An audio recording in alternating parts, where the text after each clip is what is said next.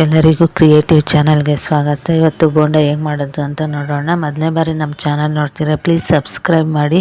ಈ ವಿಡಿಯೋ ಇಷ್ಟ ಆದಲ್ಲಿ ಒಂದು ಲೈಕ್ ಕೊಡಿ. ಈಗ ಹೇಗೆ ಮಾಡೋದು ಅಂತ ನೋಡೋಣ.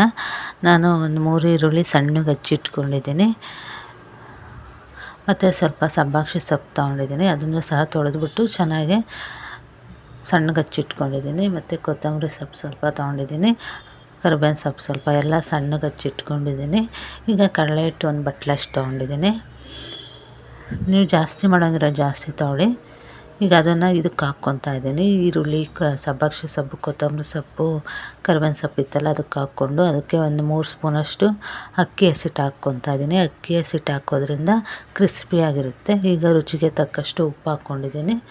ಮತ್ತು ನಾನು ಮೆಣ್ಸಿನ್ಕಾಯಿ ಹಾಕ್ಕೊತಾ ಇಲ್ಲ, ಹಸಿಮೆಣ್ಸಿನ್ಕಾಯಿ. ನೀವು ಹಸಿಮೆಣ್ಸಿನ್ಕಾಯಿ ಬೇಕಾದ್ರೆ ಹಾಕ್ಕೊಬೋದು. ಅರ್ಧ ಸ್ಪೂನ್ ಖಾರದ ಪುಡಿ ಮತ್ತು ಸೋಡಾ ಸ್ವಲ್ಪ ಹಾಕ್ಕೊತಾ ಇದ್ದೀನಿ, ಒಂದು ಚಿಟಿಕೆಯಷ್ಟು ಸೋಡಾ. ಈಗ ಇದನ್ನು ಎಲ್ಲ ಚೆನ್ನಾಗಿ ಮಿಕ್ಸ್ ಮಾಡ್ಕೊಳ್ಳೋಣ. ಕೈಯಲ್ಲೇ ಚೆನ್ನಾಗೆಲ್ಲ ಕಲಿಸ್ಕೋಬೇಕು. ಇದು ಸಂಜೆ ಟೈಮಲ್ಲಿ ಸ್ನ್ಯಾಕ್ಸ್ಗೆ ಮತ್ತು ಮಳೆ ಬರುವಾಗ ಚೆನ್ನಾಗಿರುತ್ತೆ, ಬಿಸಿ ಬಿಸಿಯಾಗಿ. ಚೆನ್ನಾಗೆಲ್ಲ ಮಿಕ್ಸ್ ಮಾಡ್ಕೊಳ್ಳೋಣ. ಮಿಕ್ಸ್ ಮಾಡಿಕೊಂಡು ಸ್ವಲ್ಪನೇ ನೀರು ಹಾಕ್ಕೊಂಡು ಕಲಿಸ್ಕೊಳ್ಳೋಣ. ನೋಡಿ, ಮಿಕ್ಸ್ ಮಾಡಿದ್ದಾಗಿದೆ. ಈಗ ಸ್ವಲ್ಪ ನೀರು ಹಾಕ್ಕೊಂಡು ಬೋಂಡದ ಅದಕ್ಕೆ ಕಲಿಸ್ಕೊಳ್ಳೋಣ.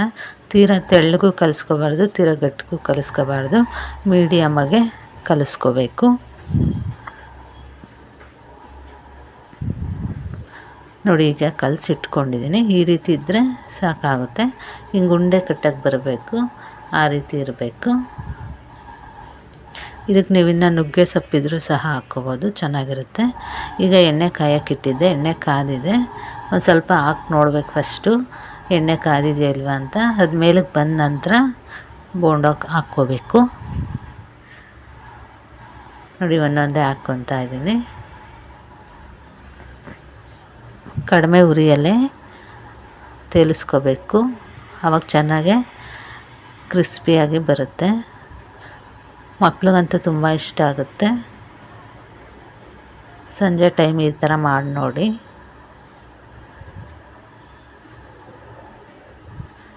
ಹಾಕಿದ ತಕ್ಷಣ ಮಿಕ್ಸ್ ಮಾಡಬಾರ್ದು, ಒಂದು 2 ನಿಮಿಷ ಬಿಟ್ಟು ತಿರುಗಿಸ್ಕೋಬೇಕು ಬೋಂಡ ಎಲ್ಲ.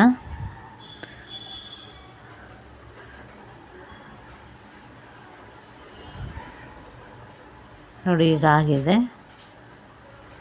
ತಕ್ಕೊಳ್ಳೋಣ.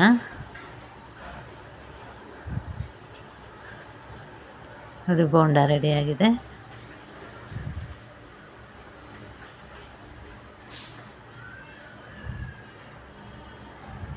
ಈ ವಿಡಿಯೋ ಇಷ್ಟ ಆದಲ್ಲಿ ಪ್ಲೀಸ್ ಸಬ್ಸ್ಕ್ರೈಬ್ ಮಾಡಿ, ಲೈಕ್ ಮಾಡಿ, ಶೇರ್ ಮಾಡಿ ಮತ್ತು ಕಮೆಂಟ್ಸ್ ಮೂಲಕ ನಿಮ್ಮ ಅಭಿಪ್ರಾಯ ತಿಳಿಸಿ. ಈ ವಿಡಿಯೋ ನೋಡಿದ್ದಕ್ಕಾಗಿ ಎಲ್ಲರಿಗೂ ಧನ್ಯವಾದಗಳು.